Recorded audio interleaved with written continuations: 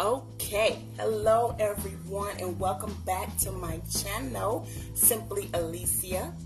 And today I'm going to give you 5 quick tips on what to know before going natural. So these are basically the tips that I learned, or basically the things that I learned before I went natural. So we're going to get right into it. So tip number 1 is know that it's going to be hard work. This hair journey for you is going to be hard work. And when I say hard work, I mean it's going to be hard work. So after you transition and you make your final cut, which is either the big chop or the little bitty cuts that you have to do once you fully transition, it's going to be hard work. And when I say that, I mean the styling, finding the right products, knowing what your hair type is, your hair porosity, and things like that. It's going to be hard work. And the time, it's going to take time. And when I say time, I mean time. Because sometimes you're going to need about a couple of hours in a day just to do certain things for your hair. So depending on the length and the density and the porosity and the curl pattern and all of this, it's going to take time. So it may take for your washing goes, or for your wash day. They call it a wash day, having a wash day. Because sometimes it takes a whole day to just wash your hair, to style your hair. It's going to take some time. So make sure that when you go natural, you're going to have to make some lifestyle changes. It's not going to be bad, but you're going to have to make some lifestyle changes because it's going to take some time to get this stuff under control. Because with the perm, you could just wake up, wrap your hair at night. You could wake up, comb it down, boom, you're set, you're out the door. But when it's natural, you have to find some kind of way to make it look good, to make it look like you did something to your hair. Because of course, natural hair is what it is. It grows out your head natural, and then now you have to figure out how to style it. So don't know how to quite say that without saying anything wrong. But yeah, so when you're natural, depending on, and don't pay attention to this, you guys, this is my wash day, so yes, I'm washing my hair tonight. And so depending on, like I said, what your hairstyle is, and your hair type and all of that, it's going to take some time. So make sure you have time in your day devoted in your new life schedule to do natural hair, because this routine, it's no joke. It's going to be tedious. It's going to take some time to do it, so make sure you have the time. Step 2. Okay, knowledge. No, prep yourself before you go natural. And the reason why I say that is, like I mentioned earlier, you're going to need to know your porosity. You're going to need to know your density of your hair. You're going to need to know your curl pattern. You're going to need to know a lot of things about your hair before you just go completely natural.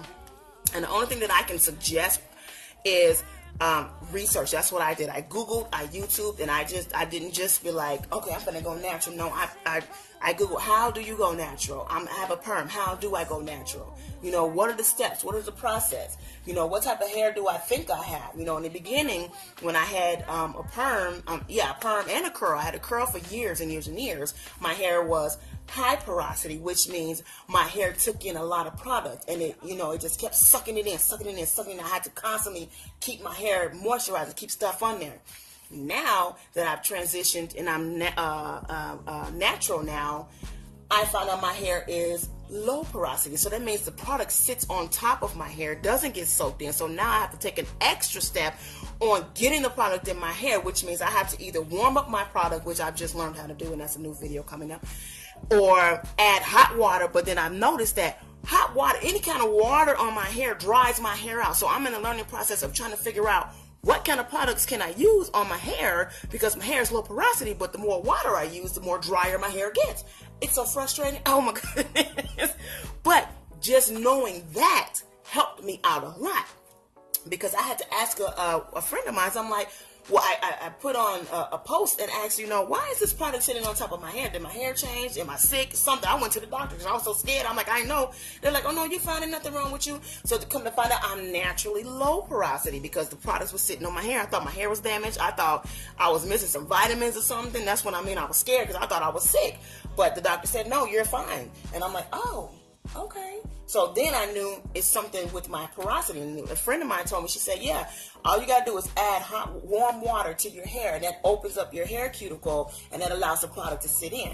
So research. That's what I did, and that's how I'm able to get the right products that I need to put on my hair. So that's what you need to know before you go natural as well, especially when you're transitioning, because when you're transitioning, you have two different hair types that you're trying to moisturize or trying to style or trying to mix with each other, and that's going to determine your excuse me guys, that's going to determine your the turnout of your styles. The products that you use are going to change once you get to completely natural. The products that you use are going to change. Everything, your whole routine is going to change.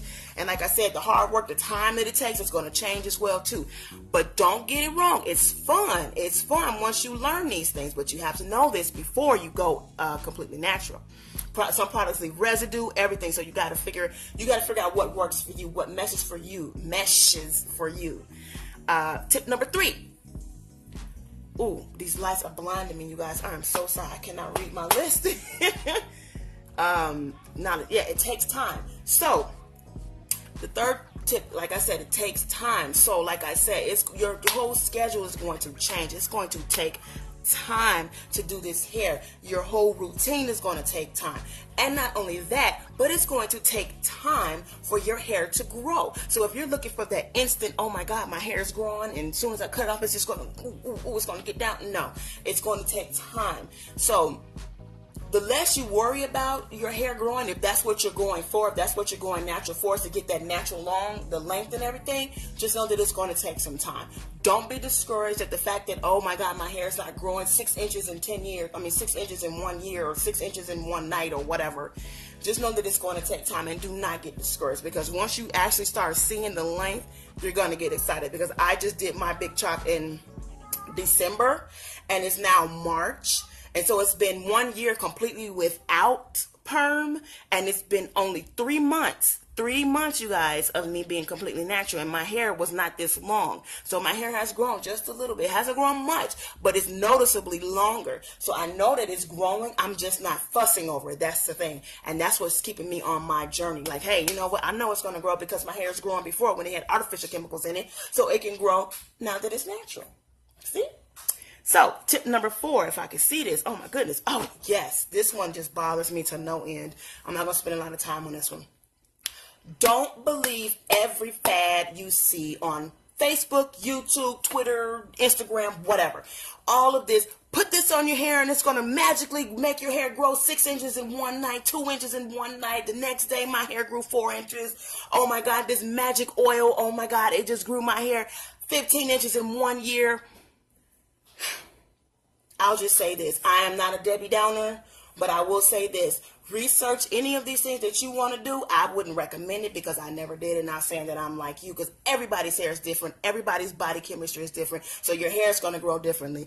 However, research. Do the research. Look at the effects of whatever that product they're telling you. The vapor rub, the clay, the eggs, the mayonnaise, the syrup, oh my gosh. Research what they're putting on their hair and look at the effects of it and see if you believe that that is going to help you or harm you. That's all I'm going to say.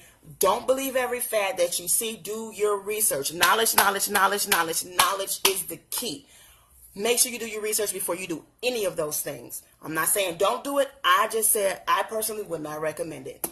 That's all we're going to say on that subject. So, number 5. The 5th and the last final tip that I have, that these are, like I said, what I went through and experienced as I was transitioning and now as a natural. Okay.